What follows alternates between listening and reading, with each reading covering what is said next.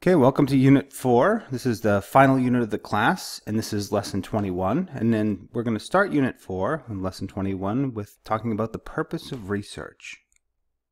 So we have 3 objectives for this lesson. First, we're going to discuss entering a larger conversation.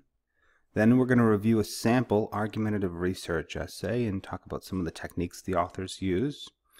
And finally, we're going to talk about the purpose of research and give you a sense of what should a researcher keep in mind when they start researching.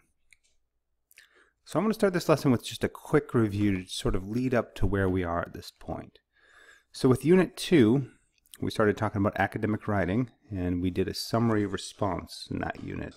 And with that summary response, we started engaging with other sources. Then with Essay 3, with Unit 3, we talked about entering into a larger conversation and not just responding and summarizing sources, but evaluating and critiquing and comparing those sources in a dialogue and using some of the critical thinking tools that we talked about in that lesson. Both of those lessons were important steps to understand how to engage with other sources and how to evaluate other sources. Finally, with this lesson, in this essay in Unit 4, we're going to start talking about entering into a full dialogue and researching sources and understanding the research process and then designing arguments based on larger dialogues of research. So in video lesson 7, I talked about academic writing. Right? And I said that good arguments never take place in a vacuum. Remember the spaceman? But they're always the result of engaging in a dialogue. A good argument starts by seeking out various perspectives and listening to many different sides. This is essentially what research is. Research is seeking out and listening to different viewpoints in a dialogue. So only when you've listened adequately to others' ideas can you make an effective argument. In this sense, the strongest arguments are never arguments that come directly from your own mind, but they're always arguments that are based on research or argumentative research essays. And that's what we're going to talk about in Unit 4. So the argumentative research essay is very similar to the first essay you had, to the argument, in that the structure is pretty much the same. In an argumentative research essay, an author always presents the reader with some kind of an introduction. The author always has a clear thesis. And in this sense, the argumentative research essay should be familiar. Right? After the introduction and the thesis, an author of an argumentative research essay might also include a counter-argument with sources presenting views that go against his or hers. Then the author will probably move into his or her reasons. And there could be any number of reasons. Typically you want at least 3, similar to Essay 1, but there could be 4, 5, 6, 7 different reasons. Maybe there's just one different reason. So in this sense, this should sound very familiar to you, right? It's very similar to Essay 1, and an author might even set up an argumentative research essay using the 6-paragraph essay structure that we talked about with Unit 1. However, the main difference with argumentative research essay is that none of the points come from your own mind. All of the points in the introduction, in the counter-arguments, and in the reasons come from research with evidence. And that evidence is cited in APA style. So let's take a quick look at a sample argumentative research essay, and we'll talk about how it's working.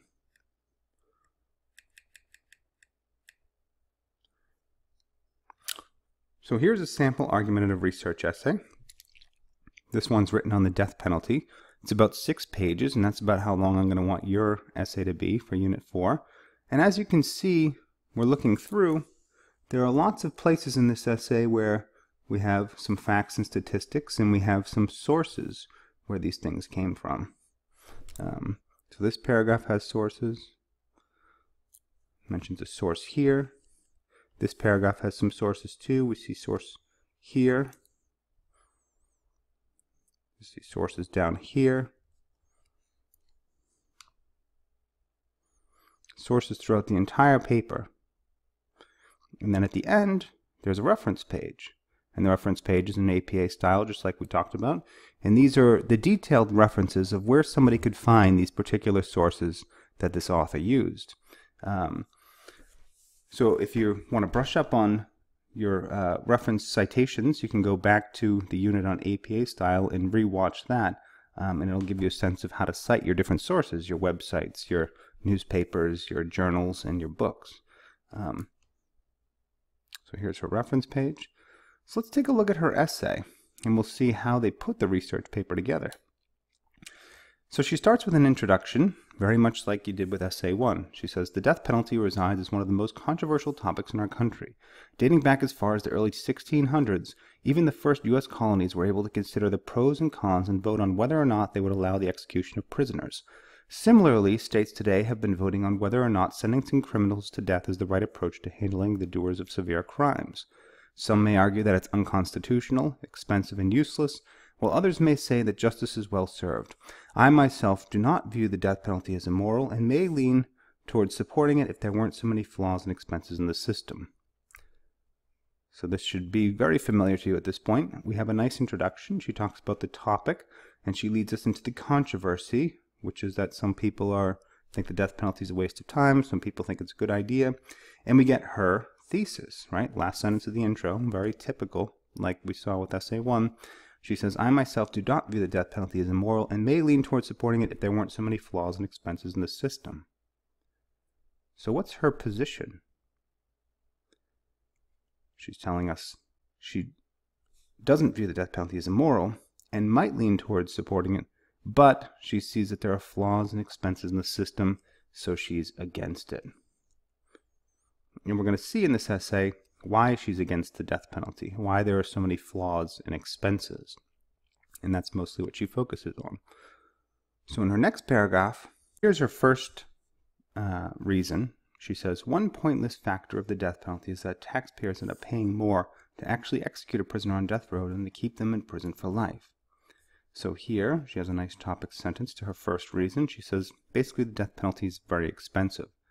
And then she goes on to prove that. She says, in order to prove the victim is completely innocent before being sentencing them to death, a long and costly judicial process is needed before the execution can actually happen. After a series of appeals and court orders, death row proves itself to be a costly procedure. The actual execution cost on average is said to be anywhere between $1.8 and $2.3 million to execute just one prisoner, whereas life in sentence without parole costs $1.5 million. So here we have a nice set of statistics that she got from this source, Death Penalty Debate Moves to Cost. And she puts the author, in this case the title because there was no author, and the year. When it all comes down to it, it costs much less to feed, clothe, and house a prisoner for the rest of their life in prison than it does to execute them. Why pay so much to execute someone when they can still be separated from society in prison for $1 million less? Instead of wasting so much of taxpayers' money on executing just one person, the extra $1 million per prisoner could go towards other things to improve our society, such as education or the paving of the roads. The money could also be aimed at the families rather than the criminals. Things like counseling, restitution, criminal victim hotlines can also help victims get their life back on track rather than forcing them to go through the agony of the prolonged process before a criminal's execution. So in this paragraph, she has a couple of sources. So her major source is this death penalty debate moves to cost, and that's where she had the statistics on how much it costs. And that's pretty convincing, provided that that's a good source. She also has this source at the end, Mentor. And she cites Mentor because she got this idea from Mentor that there could be other ways of using the money, such as restitution or criminal hotlines.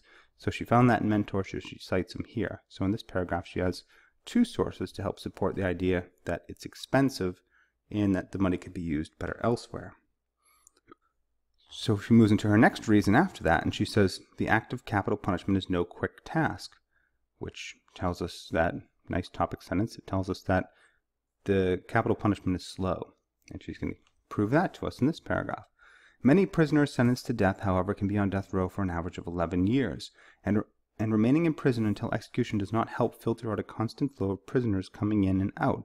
Supporters of the death penalty may argue that by executing prisoners, the country's jails are able to make room for new ones, preventing overpopulation. This would be true if the prisoners on death row were executed in a speedy manner. However, that is far from the case. In California, for example, there are currently 685 inmates on death row, and so far only 13 have been executed since 1977. During these years, the prisoners are not what's overcrowded, the courts are. Prisoners on death row are given many appeals to prove their innocence before actually being executed, and going through the process through the judicial system can take a significant amount of time. Lawyers file these appeals for even the tiniest pieces of evidence that they believe may save their client from being executed. By the time all of these appeals have been put forth in the court, many years can go by. Also, appeals can be referred to a higher court after the long process of being reviewed the first time by the justices, which can take even longer. This process prolongs the amount of time a prisoner is on death row, as the court systems become overwhelmed with appeals, making it almost impossible to get prisoners out quickly. So she gives us lots of evidence in this paragraph of how the death penalty takes a long time to carry out. First, she tells us that it takes an average of 11 years. And then she tells us here, with this source, Bureau of Justice Statistics, that there are 600, in California, there are 685 inmates on death row, and only 13 have been executed. So that shows us that not many people are actually getting executed. And she cites this source, Pre-Jean, who's telling us prisoners on death row are given many appeals, and the process takes a long time. So this source kind of supports this source, and it helps to make that reason stronger. Finally, she says at the end here, with Mentor, this only prolongs the amount of time a prisoner is on death row as the court systems become overwhelmed with appeals, making it almost impossible to get prisoners out quickly. So she has at least 3 sources in here that are sort of all showing us how long the process takes.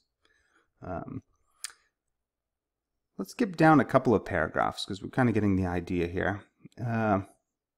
This one's a pretty nice reason. And she says, a major flaw in capital punishment system is that poor and unhealthy victims have an unfair advantage when it comes to getting a good lawyer to represent them. So here she has another good topic sentence. And in this paragraph, she's going to talk about how the death penalty is unfair for people who don't have as much money. And she goes on to say, better attorneys cost more money, and if someone cannot afford good representation, they're almost guaranteed the fate of execution. Money gets you a good defense. That's why you'll never see O.J. Simpson on death row. As the saying goes, capital punishment means them with the capital without the capital get the punishment. Those who are unable to afford their own lawyer are appointed one. However, these appointed attorneys are no Robert Kardashian. They can be underpaid and inexperienced, causing poor representation for the defendants in these capital cases. Even if the defendant is really innocent, the quality of representation that they will be provided with might not be capable of proving them innocent. Wealthy or upper-class defendants who can afford 5-star representation from more highly experienced lawyers can almost guarantee to avoid the possibility of being sentenced to death row. This double standard between rich and poor unfairly seals the fate of death for those who don't have money, therefore making capital punishment unfair. So here she has another good point. So she has several distinct points, right? We saw it costs a lot. We saw it takes a long time. And now we're seeing it could be biased against people who don't have much money. That's what she's telling us here, and she supports it with evidence. Here she cites the source Pre-Jean again. And, Pre-Jean is telling us that people without money don't get the same representation. And here she cites the New York Times up front, who's telling us that the court-appointed attorneys are inexperienced and don't give good representation. And then at the end, she's emphasizing the point, people without money don't get good representation. So there we have 3 of the reasons. So we're not going to read the entire paper here. I will put this paper up on the portal so you can see it. But we get the idea here. The structure is very similar to the structure for Essay 1. This particular essay doesn't have counter-arguments, although I think you should have counter-arguments in your essay. However, she does have several distinct reasons, and we can see with each of those reasons, she's supporting her ideas with sources. And those sources are also on her reference page. So we saw in a couple of places she cites Pre-Jean. So a reader could look back on her reference page and see, oh, here's Pre-Jean 2004, and it came from this article, Convictions About the Death Penalty, and it was published in The Atlantic, 27/2, 12/18, and she got it from EBSCO. Here's the New York Times up front. Here's Mentor, right? So all the sources that are cited in the paper are also on the reference page, and all the sources on her reference page are also cited in the paper. So you want to make sure when you're writing this research paper for Essay 4 that you're collecting your sources. You're going to need at least 5. You're citing your sources in text as you're writing, giving credit to the author as you're writing, and you're creating reference citations at the end so the reader can see where you got your sources from. And she does that pretty well in here. I'll just read her conclusion real quick and then we'll move on. So she starts her conclusion here. If justice is what's being sought through the death penalty, then the execution of the criminal does not have to be the most severe option. Past governor of New York Mario Cuomo writes about life in prison in an article in the New York Times stating that there is an effective alternative to burning the life out of human beings in the name of public safety. That alternative is just as permanent, at least as great a deterrent, and for those who are so inclined, far less expensive than the exhaustive legal appeals required in capital cases. Prison is no picnic, and being sentenced to life within its walls does not have to be seen as a better option than being sentenced to death. Inmates who in prison are constantly fighting for their lives, escaping rape, gangs, drugs on a daily basis, while at the same time trying to maintain their sanity through being confined and isolated. This to me seems like a worse punishment than being sentenced to death. Being between the mental and physical torture of prison, being put to death almost seems like a prisoner would be getting cut some slack and put an end to their misery. So here's an example of a pretty good research paper. So we didn't read the whole thing again, but you can find that on the portal if you want to read the rest of the reasons. The thing I really want you to see here is that it kind of follows the same structure that you did with your first essay, in that you have an introduction, you have counterarguments, and you have reasons. But the main difference is that everything that's said in this research paper is backed up with sources that are cited in text and cited on the reference page. So that's what I'm going to be looking for you to do with Essay 4, which I'm going to assign in the next video lesson. Let's flip back to the PowerPoint real quick.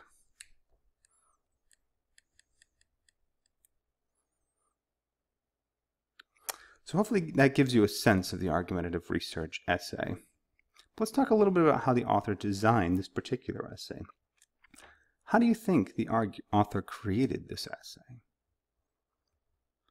Do you think the author of this essay first chose a thesis and said, I'm going to write an essay about the death penalty, and my thesis is going to be that we shouldn't have the death penalty because it's expensive and takes a long time? Do you think the author first chose a thesis and then said, and I want to use these particular reasons, and I want to use these particular counter-arguments, and then the author went out and found sources to help support that reason? You might think that's how the author designed this essay, but it's really counterintuitive to the whole point of research to start with a thesis and then go out and find evidence to support that thesis. The goal of research should always be to find answers.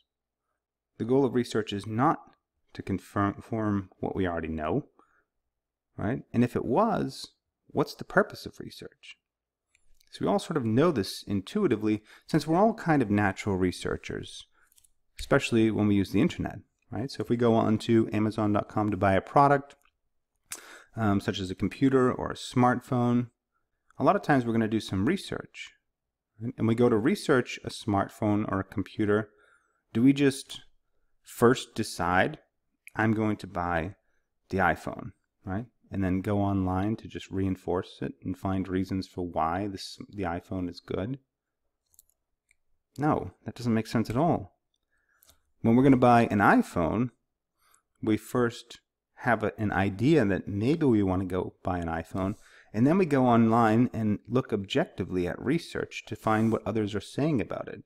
Some people might say the iPhone is good in this way or that way. Other people might say the iPhone is good in this way or that way. We read professional reviews. We read those consumer reviews. We weigh the options carefully, and then we decide, do we want to buy this certain computer? Do we want to buy the iPhone? Right? Research is all about reaching that conclusion or finding an answer, right? By listening to other people. In that sense, research shouldn't start with a thesis. It should start with a question. For instance, should the death penalty be legal? So ideally, the person who wrote that research paper on the death penalty didn't know that she was going to be against the death penalty until after she listened carefully to the different sources. Right? So she started with the question, should the death penalty be legal? And then she turned to the research and she found some sources, probably, that said, no, the death penalty should not be legal because it's costly and it takes a long time and it's unequal to people with who don't have as much money. But maybe she found some other things too that said, well, the death penalty should be legal. Maybe it's a deterrent to criminals, or maybe it's an effective punishment for somebody who's committed a horrendous crime, and victims of families appreciate it. If she really researched this topic thoroughly, she would have saw both those sides, many different perspectives, and then solidified her thesis after considering those different viewpoints. That's how you should really approach research, right? Here's another question. Not kids should have Facebook, but should kids have Facebook? So research is the inquiry into the area. So starting research with a question, not a thesis, is critical. And then the purpose of the research is to find the best possible answers. In this sense, an argumentative research paper kind of comes secondary to the research. So there's a whole process that happens before we write the research paper, where we start with a question and we're out looking for an answer to that question. We're reading different perspectives and considering those perspectives, and then we form our opinion. And once we form our opinion, we just design the research paper and write it. And the research paper is really just a record of what we found after listening to others and designing our paper. So that's how I really want you to approach research, to consider research. Right? Argumentative research essay is one of the strongest arguments that there is because it's based on a careful analysis of many perspectives and many points and many sources. Right? Although an argumentative research essay may appear to just be somebody supporting his or her views with research, a good researcher always starts with that question. Then he or she searches for the sources and listens carefully to the sources and forms an opinion based on those sources. And the final research paper is really just a record of why the researcher came to his or her views. It's sort of a trail of how the researcher followed through. So that's the sort of purpose of research. Hopefully you have an idea of what a research paper looks like and the sort of point of research now. In the next lesson, I'm going to explore this a little bit more thoroughly, and we're going to look at the sort of effective strategies for research, how to research as efficiently as possible. But that's the end of this lesson for now, and I'll see you there.